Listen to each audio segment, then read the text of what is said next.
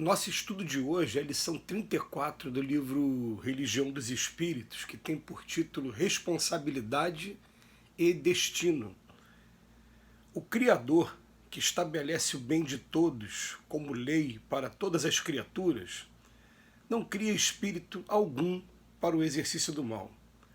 A criatura, porém, na terra ou fora dela, segundo o princípio da responsabilidade, ao transviar-se do bem, gera o mal por fecundação passageira de ignorância que ela mesma, atendendo aos ditames da consciência, estipará do próprio caminho em tantas existências de abençoada reparação quanto se fizerem indispensáveis.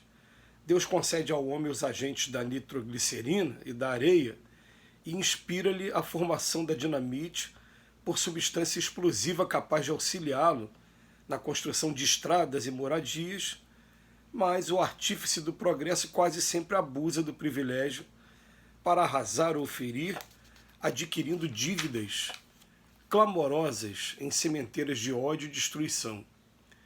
Empresta-lhe a morfina por alcaloide beneficente a fim de acalmar-lhe a dor, entretanto, o enfermo amparado em muitas ocasiões escarnece do socorro divino, transformando em corrosivo, entorpecente das próprias forças, com que prejudica as funções de seu corpo espiritual em largas faixas de tempo.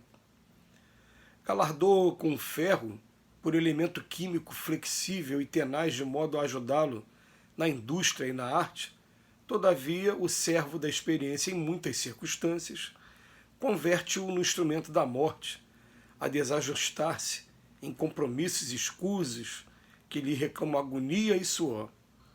Em séculos numerosos. Dá-lhe o ouro por metal nobre, suscetível de enriquecer-lhe o trabalho e desenvolver-lhe a cultura, mas o mordomo da posse nele talha frequentemente o grilhão da sovinice e miséria em que se amesquinha a si mesmo. Confere-lhe a onda radiofônica para os serviços da verdadeira fraternidade entre os povos, mas o orientador do intercâmbio, por vezes, nela transmite notas macabras, em que promove o aniquilamento de populações indefesas, agravando-se em débitos aflitivos para o futuro.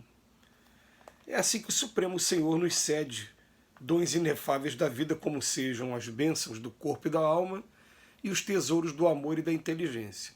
Do uso feliz ou infeliz de semelhantes talentos, resultam para nós vitória ou derrota, felicidade ou infortúnio, saúde ou moléstia, harmonia ou desequilíbrio, avanço ou retardamento nos caminhos da evolução.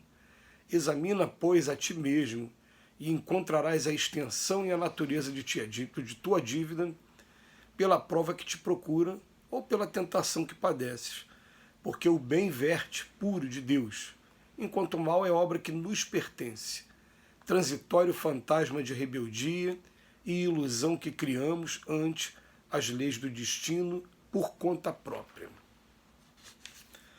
Uma lição bastante interessante, mas tem uma questão que é sempre levantada nos estudos. Emmanuel começa dizendo que nenhuma criatura, ninguém foi criado para o exercício do mal. Todo mundo foi criado para o exercício do bem. E que o mal, na verdade, ele se encontra ainda no ser humano. Ainda. É bastante interessante a gente analisar isso, porque a gente cresceu de alguma maneira tendo aquela cultura de que existia um anjo bom e um anjo mau. E esse anjo mau fica o tempo todo com a missão de nos levar para o mal. Quando, na verdade, isso não é uma verdade. Né? Isso não é o que acontece na verdade.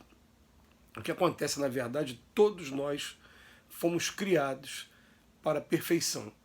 E a nossa resistência, a nossa dificuldade no caminho, enquanto a gente não consegue atingir o bem, a gente pode dizer que o mal é a ausência de bem. E pode dizer realmente que o mal é a ausência de bem, porque os espíritos chegam a dizer que não fazer o bem já é um mal.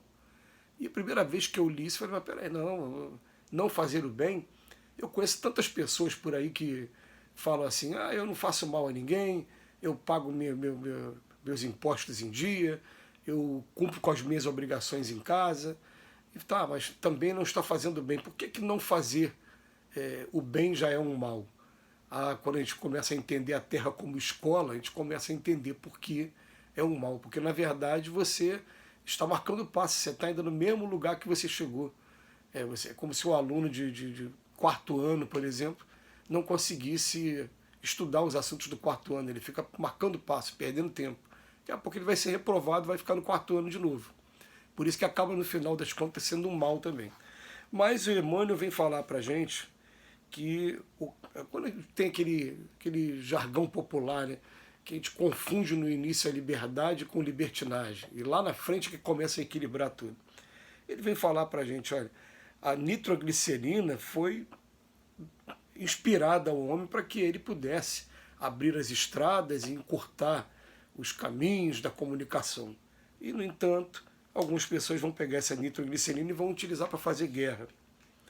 Né? Olha, você usando o livre-arbítrio aí da maneira mais equivocada possível. Né? Aí depois ele fala a morfina, e não só a morfina, vão pegar as outras drogas.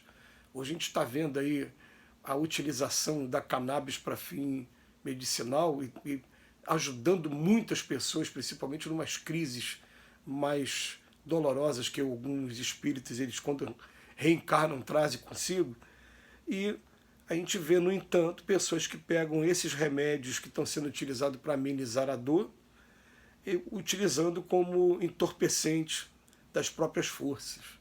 Então, a gente no início começa a utilizar a coisa da maneira equivocada. Daqui a pouco ele vem falar do ferro, o ferro sendo utilizado para tantas coisas boas, para todas as colunas dos muros que são levantados por aí, e das cintas também que acabam sustentando a obra, mas na verdade muita gente pega o ferro para transformar em armas, para tirar a vida e para poder estar provocando lesões corporais mais graves.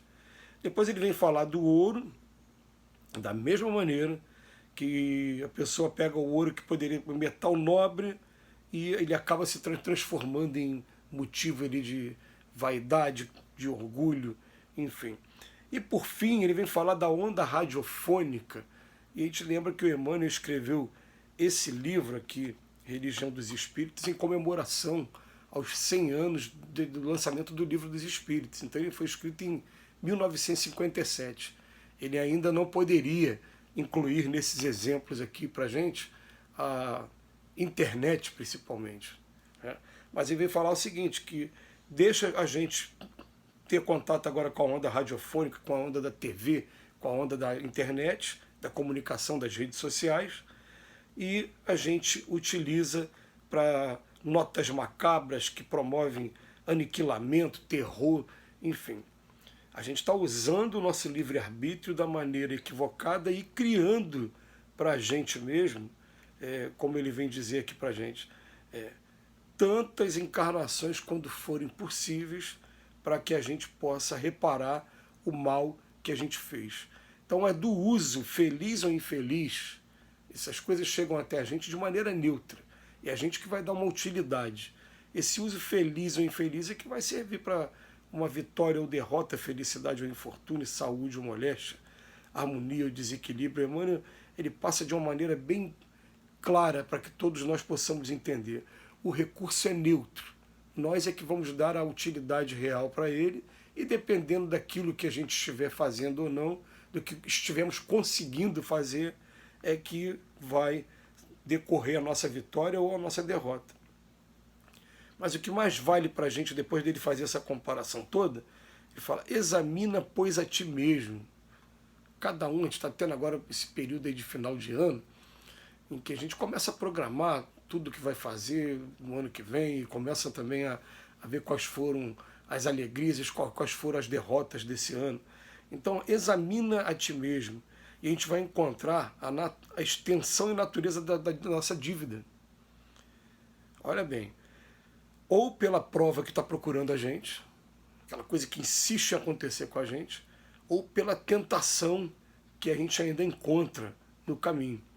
Então, a prova ou a tentação são os dois que vão dar para a gente a medida da dívida que a gente ainda tem.